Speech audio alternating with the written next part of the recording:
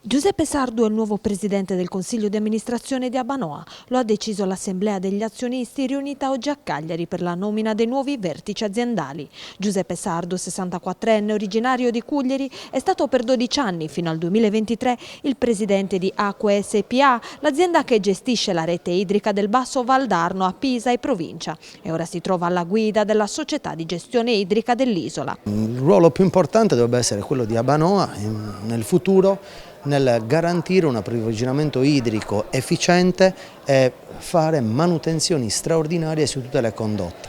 È sotto gli occhi di tutti che ogni giorno, ovunque in Sardegna ci siano perdite idriche dalle campagne alle città. A noi interessa avere un consiglio di amministrazione e una dirigenza di Abbanoa che rimetta in moto la società e garantisca l'eliminazione degli sprechi dell'acqua, la sistemazione delle condotte e un piano strategico di sviluppo della società per garantire una risorsa fondamentale e indispensabile come l'acqua a tutti i sardi e a tutta la Sardegna.